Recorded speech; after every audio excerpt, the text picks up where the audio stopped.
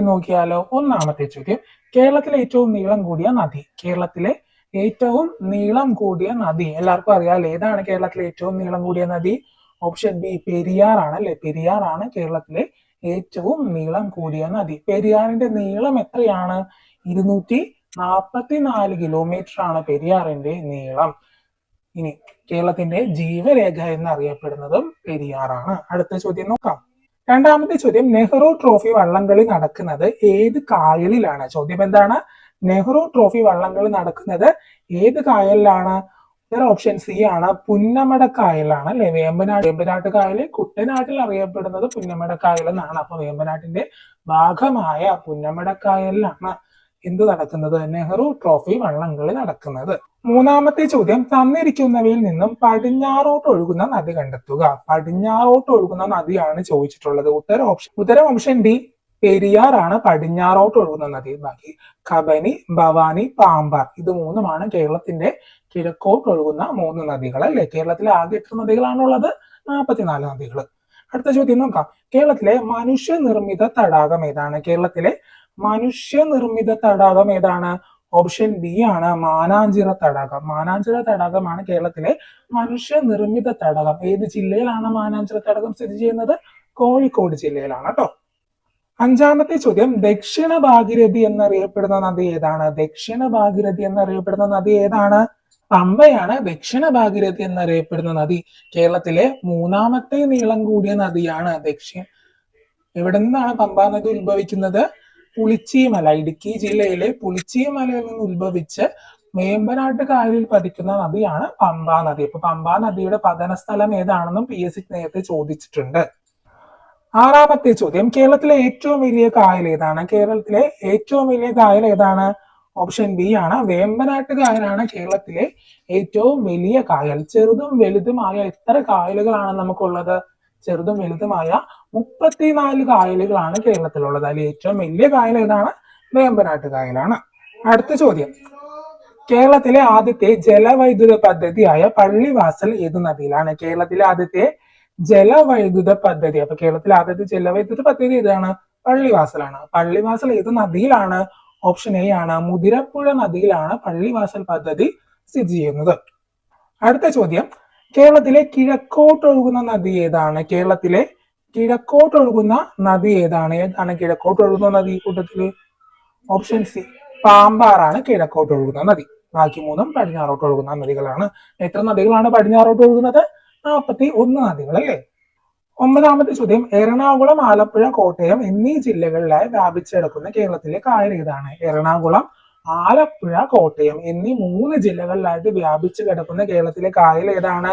Option D ആണ് വേമ്പനാട്ട് കായലാണ്. കേരളത്തിലെ ഏറ്റവും വലിയ കായലായ വേമ്പനാട്ട് കായലുകളാണ് കേരളത്തിലെ ഏറ്റവും വലിയ കായലായ വേമ്പനാട്ട് കായലാണ് എറണാകുളം, ആലപ്പുഴ, കോട്ടയം എന്നീ 3 ജില്ലകളിലായിട്ട് വ്യാപിച്ചു കിടക്കുന്നത്. 10ാമത്തെ ചോദ്യം, ചെറുതും വലുതുമായ കേരളത്തിലെ കായലുകളുടെ എണ്ണം. നമ്മൾ കുറച്ചു മുന്നേ പറഞ്ഞല്ലേ ചെറുതും വലുതുമായ കേരളത്തിലെ കായലുകളുടെ എണ്ണം എത്രയാണ്? ഓപ്ഷൻ ബി ആണ് 34. 11ാമത്തെ ചോദ്യം, പൂക്കോട് തടാകം ഏത് ജില്ലയിലാണ് സ്ഥിതി ചെയ്യുന്നത്? പൂക്കോട് തടാകം ഏത് ജില്ലയിലാണ് സ്ഥിതി ചെയ്യുന്നത്? ഓപ്ഷൻ എ ആണ് വയനാട് ജില്ലയിലാണ് പൂക്കോട് തടാകം സ്ഥിതി ചെയ്യുന്നത്. പൂക്കോട് തടാകത്തിന്റെ പ്രത്യേകത എന്താണ്? ഏറ്റവും ചെറിയ ശുദ്ധജല തടാകമാണ് പൂക്കോട് തടാകം. അപ്പൊ ഏറ്റവും വലിയ ശുദ്ധജല തടാകം ഏതാണ്? ശാസ്താംകോട്ടയാണ് അല്ലെ. അടുത്ത ചോദ്യം, കേരളത്തിലെ ഏറ്റവും ചെറിയ നദി ഏതാണ്? കേരളത്തിലെ ഏറ്റവും ചെറിയ നദി ഏതാണ്? ഓപ്ഷൻ ബി ആണ് മഞ്ചേശ്വരം പുഴയാണ് കേരളത്തിലെ ഏറ്റവും ചെറിയ നദി. മഞ്ചേശ്വരം പുഴയുടെ നീളം എത്രയാണ്? 16 കിലോമീറ്റർ. എത്രയാണ്? 16 കിലോമീറ്റർ. കാസർഗോഡ് ജില്ലയിലൂടെ ഒഴുകുന്ന നദിയാണ് മഞ്ചേശ്വരം പുഴ. അപ്പൊ അതും ക്ലിയർ ആയില്ലേ? അടുത്ത ചോദ്യം, കേരളത്തിലെ നദികൾ ഒറ്റയാനെ കണ്ടെത്താനാണ് പറഞ്ഞിരിക്കുന്നത്. ഇതിൽ ഒറ്റയാൻ ഏതാണ്?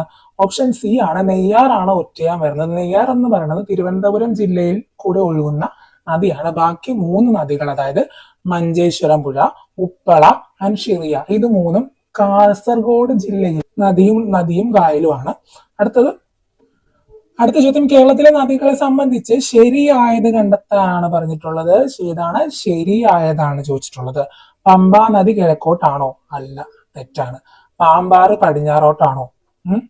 അല്ല, പാമ്പാറ് കിഴക്കോട്ടാണ്. കുന്തിപ്പുഴ പടിഞ്ഞാറോട്ട്, ശരിയാണ്. പെരിയാറ് കിഴക്കോട്ട്, തെറ്റാണ്. ഉത്തരം വരുന്നത് ഓപ്ഷൻ സി ആണ്. 3 മാത്രമാണ് ശരിയായിട്ടുള്ളത്. 15-ാമത്തേത് ഒരു സ്റ്റേറ്റ്മെന്റ് ചോദ്യമാണ്. കേരളത്തിലെ ജലാശയങ്ങളെ സംബന്ധിച്ച് ശരിയായ പ്രസ്താവന. ഇപ്പോഴും അണ്ടർലൈൻ ചെയ്യുക, എന്താണ് ചോദിച്ചിട്ടുള്ളത്? ശരിയായ പ്രസ്താവനയാണ് ചോദിച്ചിട്ടുള്ളത്.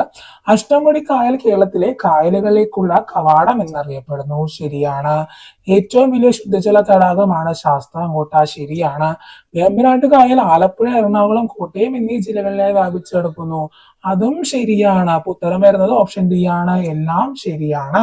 അടുത്തത് 16-ാമത്തെ ചോദ്യമാണ്. കേരളത്തിലെ കായലുകളും ബന്ധപ്പെട്ട ജില്ലകളും തന്നിരിക്കുന്നു. ശരിയായത് കണ്ടെത്തിയത്. ശരിയായതാണ് ചോദിച്ചിട്ടുള്ളത്. ഇതിൽ ഉത്തരം വരുന്നത് ഓപ്ഷൻ ബി ആണ്. വെള്ളായണി തടാകം തിരുവനന്തപുരം. ബാക്കി മൂന്നും തെറ്റാണ്. പൂക്കോട് തടാകം എന്ന് പറയുന്നത് കണ്ണൂർ ജില്ലയല്ല. പൂക്കോട് തടാകം ഏത് ജില്ലയിലാണ്? വയനാട്ടിലാണ്. അഷ്ടമുടി കായൽ ഏത് ജില്ലയിലാണ്? കൊല്ലത്താണ്. തിരുവല്ലം കായല് തിരുവനന്തപുരത്താണ്. കേട്ടല്ലോ. അപ്പോൾ ഇതിൽ ശരിയായിട്ടുള്ള ഉത്തരം വരുന്നത് ഓപ്ഷൻ ബി ആണ്. വെള്ളായണി തടാകം തിരുവനന്തപുരം. അടുത്ത ചോദ്യം, കേരളത്തിലെ നദികളെ സംബന്ധിച്ച പ്രസ്താവനകളിൽ ശരിയായത് കണ്ടെത്തുക. ശരിയായതാണ് ചോദിച്ചിട്ടുള്ളത്. കേരളത്തിലെ ഏറ്റവും നീളം കൂടിയ നദി പെരിയാറാണ്. ശരിയാണോ? ശരിയാണ്. വേമ്പനാട്ടുകാരിൽ പതിക്കുന്ന പമ്പയുടെ പോഷക നദികളാണ് കക്കി, കല്ലാറ്. വേമ്പനാട്ടുകാരിൽ പതിക്കുന്ന പമ്പയുടെ പോഷക നദിയാണോ കക്കിയും കല്ലാറും? അതും ശരിയാണ്. ഇനി അടുത്തത്, പാലക്കാട്, തൃശ്ശൂർ, മലപ്പുറം എന്നീ ജില്ലകളിലൂടെ ഒഴുകുന്ന ഭാരതപ്പുഴ അറബിക്കടലിൽ പതിക്കുന്നു. അതും ശരിയാണ്. അപ്പൊ ഉത്തരം ഓപ്ഷൻ ഡി ആണ്. എല്ലാം ശരിയാണ്. അടുത്ത ചോദ്യം 18-ാമത്തെ ചോദ്യമാണ്. തണ്ണീർമുക്കം ബണ്ട് സ്ഥിതി ചെയ്യുന്ന കായൽ ഏതാണ്? തണ്ണീർമുക്കം ബണ്ട് ഏത് കായലിലാണ് സ്ഥിതി ചെയ്യുന്നത്? ഓപ്ഷൻ ബി ആണ്. വേമ്പനാട്ട് കായലിലാണ് സ്ഥിതി ചെയ്യുന്നത്. അടുത്ത ചോദ്യം, പെരിയാറിന്റെ പോഷക നദികൾ ഏതെല്ലാം? പെരിയാറിന്റെ പോഷക നദികളുടെ പേര് ഏതൊക്കെയാണ്? വിതുരമ്പുഴ, പെരിഞ്ചാംകുട്ടിയാർ, കട്ടപ്പനയാർ. അപ്പൊ ഇത് മൂന്നുമാണ് പെരിയാറിന്റെ പോഷക നദികൾ. ഉത്തരം വരുന്നത് ഓപ്ഷൻ ബി ആണ്. 1, 2, 4. അടുത്തത്, കേരളത്തിലെ നദികളെ നീളത്തിന്റെ അടിസ്ഥാനത്തിൽ പട്ടികപ്പെടുത്തുക. നീളം കൂടിയത് ആദ്യം എന്ന നിലയിലാണ് വരുന്നത്. ഇതിന്റെ കറക്റ്റ് ആൻസർ വരുന്നത് ഓപ്ഷൻ ബി ആണ്. ഭാരതപ്പുഴ, പമ്പ, ചാലിയാർ, കടലുണ്ടി, കല്ലടയാർ. ഇതാണ് അതിന്റെ കറക്റ്റ് നീളം കൂടിയതിൽ നിന്ന് കുറഞ്ഞതിലേക്കുള്ള ഓർഡർ വരുന്നത് കേട്ടോ. താഴെ തന്നിരിക്കുന്നതിൽ കൂട്ടത്തിൽ പെടാത്തത് ഏത്? കൂട്ടത്തിൽ പെടാത്തതാണ് ചോദിച്ചിട്ടുള്ളത്. ഇതിൽ ഏതാണ് കൂട്ടത്തിൽ പെടാത്തത്? ഉത്തരം ഓപ്ഷൻ ബി ആണ്. അഷ്ടമുടിക്കായലാണ്. ബാക്കി മൂന്നും ശുദ്ധജല തടാകങ്ങളാണ്. അപ്പൊ അതാണ് ഇതിൽ ഉത്തരം വരുന്നത് കേട്ടോ. 22-ാമത്തെ ചോദ്യം, പെരിയാർ നദിയുമായി ബന്ധമില്ലാത്ത പ്രസ്താവന കണ്ടെത്തുക. പെരിയാർ നദിയുമായിട്ട് ബന്ധമില്ലാത്ത പ്രസ്താവനയാണ് ചോദിച്ചിട്ടുള്ളത്. ഇതിൽ ഉത്തരം വരുന്നത് ഓപ്ഷൻ ബി ആണ്. ബന്ധമില്ലാത്ത പ്രസ്താവന. അതായത് ഈ നദി വിശാലമായ ഡെൽറ്റ സമതലം സൃഷ്ടിക്കുന്നു എന്ന് പറയുന്നത് തെറ്റാണ്. ബാക്കി മൂന്നും ശരിയാണ്. പെരിയാർ നദി പശ്ചിമഘട്ടത്തിൽ നിന്നാണ് ഉത്ഭവിക്കുന്നത്. എറണാകുളം ജില്ലയിൽ വെച്ച് ഈ നദി അറബിക്കടലുമായി കൂടിച്ചേരുന്നു. ഇടമലയാർ അണക്കെട്ട് ഈ നദിയുമായി ബന്ധപ്പെട്ടിരിക്കുന്നു. അപ്പൊ സ്റ്റേറ്റ്മെന്റ് ചോദ്യങ്ങൾ വരുന്ന വഴികൾ നിങ്ങൾ കണ്ടല്ലോ അല്ലേ? അപ്പോ ഇങ്ങനെ വേണം നമ്മൾ പഠിച്ചു പോകാനായിട്ട്. അടുത്ത ചോദ്യം നോക്കാം. 24-ാമത്തെ ചോദ്യം, കേരളത്തിലെ നദികളെ സംബന്ധിച്ച പ്രസ്താവനകളിൽ ശരിയായത് കണ്ടെത്തുക. ശരിയായതാണ് ചോദിച്ചിട്ടുള്ളത്. കേരളത്തിലെ നദികളെ സംബന്ധിച്ച പ്രസ്താവനകളിൽ ശരിയായത് കണ്ടെത്തുക. ശരിയായതാണ് ചോദിച്ചിട്ടുള്ളത്. കിഴക്കോട്ട് ഒഴുകുന്ന നദികളാണ് കബനി, ഭവാനി, പമ്പ. ശരിയാണോ? യെസ്, കറക്റ്റ് ആണ്. പെരിങ്ങൽകുത്ത് ജലവൈദ്യുത പദ്ധതി പെരിയാർ നദിയിൽ സ്ഥിതി ചെയ്യുന്നു. അത് ശരിയാണോ? പെരിയാർ നദിയല്ല, ചാലക്കുടി പുഴയിലാണ് പെരിങ്ങൽകുത്ത് ജലവൈദ്യുത പദ്ധതി സ്ഥിതി ചെയ്യുന്നത്. മൂന്നാമത്തത്, ഏറ്റവും നീളമുള്ള നദികളിൽ 2-ാം സ്ഥാനം ഭാരതപ്പുഴയ്ക്കാണ്. അത് കറക്റ്റ് ആണ്. അപ്പൊ ഇതിൽ ഉത്തരം വരുന്നത് ഏതാണ്? 1ഉം 3ഉം മാത്രമാണ് കറക്റ്റ് ആയിട്ടുള്ളത്. ഓപ്ഷൻ എ ആണ് കറക്റ്റ് ആയിട്ട് വരുന്നത്. 25-ാമത്തെ ചോദ്യം, കേരളത്തിലെ കായലുകളെ സംബന്ധിച്ച പ്രസ്താവനകളിൽ ശരിയല്ലാത്തവ കണ്ടെത്തുക. തെറ്റായിട്ടുള്ളതാണ് ചോദിച്ചിട്ടുള്ളത്. ശാസ്താംകോട്ട കായൽ കൊല്ലം ജില്ലയിൽ സ്ഥിതി ചെയ്യുന്നു.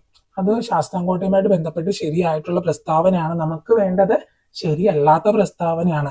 കേരളത്തിലെ ഏറ്റവും വലിയ കായലാണ് അഷ്ടമുടി കായല്. അത് ശരിയാണോ? അല്ല, അഷ്ടമുടി അല്ല, വേമ്പനാട്ട് കായലാണ് ഏറ്റവും വലുത്. അപ്പൊ അത് തെറ്റാണെന്ന് മനസ്സിലായി. സമുദ്രനിരപ്പിൽ നിന്നും ഉയരത്തിൽ സ്ഥിതി ചെയ്യുന്ന പൂക്കോട് കായൽ വയനാട് ജില്ലയിൽ സ്ഥിതി ചെയ്യുന്നു. അതും കറക്റ്റ് ആയിട്ടുള്ളതാണ്. അപ്പൊ ഇതിൽ തെറ്റ് വരുന്നത് 2-ാമത്തെ മാത്രമാണ്. അപ്പൊ ഇതിൽ ഏതാണ്? ഉത്തരം ഓപ്ഷൻ ബി ആണ്. 2 മാത്രമാണ് ശരിയല്ലാത്ത പ്രസ്താവന. 1ഉം ശരിയാണ്, 2ഉം ശരിയാണ്, 1ഉം ശരിയാണ്, 3ഉം ശരിയാണ്, 2-ാമത്തത് തെറ്റാണ്. അപ്പൊ നമുക്ക് തെറ്റായിട്ടുള്ളതാണ് വേണ്ടത്. ഓപ്ഷൻ ബി ആണ് കേട്ടോ. അടുത്തത്, ഉത്തര കേരളത്തിലെ ഏക ശുദ്ധജല തടാകം. ഉത്തര കേരളത്തിലെ ഏക ശുദ്ധജല തടാകം ഏതാണ്? ഓപ്ഷൻ സി ആണ്, പൂക്കോട് തടാകം. അടുത്ത ചോദ്യം, കേരളത്തിലെ ഇടത്തരം നദികളിൽ പെടാത്തത് ഏതാണ്? കേരളത്തിലെ ഇടത്തരം നദികളിൽ പെടാത്തത് ഓപ്ഷൻ ബി ആണ്, കല്ലടയാറാണ് കേരളത്തിലെ ഇടത്തരം നദികളിൽ പെടാത്തത്? എത്ര നദികളാണ് കേരളത്തിൽ ഇടത്തരം നദികളിൽ ഉൾപ്പെടുത്തിയിട്ടുള്ളത്? 4 നദികളാണ്. ഏതൊക്കെയാണ്? പെരിയാർ, ഭാരതപ്പുഴ, പമ്പ, ചാലിയാർ. 4 നദികളാണ് നമ്മുടെ ഇടത്തരം നദികളിൽ പെടുന്നത് അല്ലെ. അടുത്ത ചോദ്യം, കേരളത്തിലെ കായലുകളെ സംബന്ധിച്ച് ശരിയായത്. സ്റ്റേറ്റ്മെന്റ് വായിക്കാം. കേരളത്തിലെ കായലുകളെ സംബന്ധിച്ച് ശരിയായത്. കൊല്ലം മുതൽ വടക്കോട്ട് 8 ശാഖകളായി സ്ഥിതി ചെയ്യുന്ന കായലാണ് വേമ്പനാട്ട് കായൽ. ശരിയാണോ? വേമ്പനാട്ട് കായൽ അല്ലല്ലേ, അഷ്ടമുടിയാണ്. അപ്പൊ അത് തെറ്റാണ്. ശരിയായിട്ടുള്ളതാണ് നമുക്ക് വേണ്ടത്. വേമ്പനാട്ട് കായലിലെ പുന്നമടയിൽ പ്രശസ്തമായ നെഹ്റു ട്രോഫി വള്ളംകൾ നടത്തുന്നു. അത് ശരിയാണ്. നീണ്ടകര അഴിമുഖം അഷ്ടമുടി കായലിനെ അറബിക്കടലുമായി ബന്ധിക്കും. അതും ശരിയാണ്. അപ്പൊ 2ഉം 3ഉം മാത്രമാണ് ശരിയായിട്ടുള്ളത്. ഉത്തരം വരുന്നത് 2ഉം 3ഉം ശരി. അടുത്ത ചോദ്യം, കേരളത്തിലെ നദികളെ സംബന്ധിച്ച പ്രസ്താവനകളിൽ ശരിയല്ലാത്തതാണ് ചോദിച്ചിട്ടുള്ളത്. അപ്പൊ ഇതില് ശരിയല്ലാത്തതാണ് ചോദിച്ചിട്ടുള്ളത്. ഇതിൽ ശരിയല്ലാത്ത പ്രസ്താവന 2ആണ്. ഉത്തരം വരുന്ന ഓപ്ഷൻ ബി, 2 മാത്രമാണ് ശരിയല്ലാത്തത്. ബാക്കി 1ഉം 3ഉം കറക്റ്റ് ആണ്. അതായത് 244 നീളമുള്ള പെരിയാർ നദി ശിവഗിരി മലയിൽ നിന്ന് ഉത്ഭവിക്കുന്നു. ഇടുക്കി, പത്തനംതിട്ട, ആലപ്പുഴ എന്നീ ജില്ലകളിലൂടെ ഒഴുകുന്ന പമ്പാ നദി വേമ്പനാട്ട് കായലിൽ പതിക്കുന്നു. അപ്പൊ ഇത് 3ഉം 2ഉം ശരിയാണ്. ഇനി രണ്ടാമത്തെ തെറ്റാണ്. അറബിക്കടലിൽ പതിക്കുന്ന ഭാരതപ്പുഴയുടെ പോഷക നദികളാണ് ഇടമലയാറും മുതിരപ്പുഴയും. ഭാരതപ്പുഴയുടെ അല്ല, പെരിയാറിന്റെ പോഷക നദികളാണ് ഇടമലയാറും മുതിരപ്പുഴയും. അപ്പൊ അതാണ് ആ സ്റ്റേറ്റ്മെന്റിലെ തെറ്റ് വരുന്നത് കേട്ടോ. അടുത്ത ചോദ്യം, പാത്രക്കടവ് വെള്ളച്ചാട്ടം ഏത് നദിയുടെ ഭാഗമാണ്? പാത്രക്കടവ് വെള്ളച്ചാട്ടം ഏത് നദിയുടെ ഭാഗമാണ്? ഓപ്ഷൻ ബി ആണ്, കുന്തിപ്പുഴയുടെ ഭാഗമാണ്. അടുത്തത്, കേരളത്തിലെ 100 കിലോമീറ്റർ കൂടുതൽ നീളമുള്ള നദികളുടെ എണ്ണം. കേരളത്തിലെ 100 കിലോമീറ്റർ കൂടുതൽ നീളമുള്ള നദികളുടെ എണ്ണം എത്രയാണ്? ഓപ്ഷൻ സി ആണ്, 11 ആണ്. 11 നദികളാണ് 100 കിലോമീറ്റർ കൂടുതൽ നീളമുള്ള നദികൾ. അടുത്ത ഒരു സ്റ്റേറ്റ്മെന്റ് ആണ്, വയനാട്ടിൽ നിന്ന് ഉത്ഭവിച്ച് കർണാടകത്തിലേക്ക് ഒഴുകുന്ന നദിയാണ് കബനി. ബേപ്പൂർ പുഴ എന്നറിയപ്പെടുന്നത് വളപട്ടണം പുഴയാണ്. പമ്പാ നദി ബാരിസ് എന്നാണ് പ്രാചീന കാലത്ത് അറിയപ്പെട്ടിരുന്നത്. ഇതിൽ ഏതാണ് ശരിയായിട്ടുള്ളതെന്നാണ് ചോദിച്ചിട്ടുള്ളത്. 1 ശരിയാണ്, 3ഉം ശരിയാണ്. 1ഉം 3ഉം മാത്രമാണ് ശരിയായിട്ടുള്ളത്. ബേപ്പൂർ പുഴ എന്നറിയപ്പെടുന്നത് വളപട്ടണം പുഴയല്ല, ചാലിയാർ പുഴയാണ് ബേപ്പൂർ പുഴ എന്ന് അറിയാം. അടുത്ത ചോദ്യം, താഴെ പറയുന്നതിൽ ഏത് ജില്ലയിലാണ് വേമ്പനാട്ട് കായൽ വ്യാപിച്ച് കിടക്കാത്തത്? ഏത് ജില്ലയിലാണ്? ഓപ്ഷൻ സി ആണ്, ഇടുക്കി ജില്ലയിലാണ് വേമ്പനാട്ട് കായൽ വ്യാപിച്ച് കിടക്കാത്തത്. എറണാകുളം, ആലപ്പുഴ, കോട്ടയം എന്നീ 3 ജില്ലകളിലാണ് വേമ്പനാട്ട് കായൽ വ്യാപിച്ച് കിടക്കുന്നത്.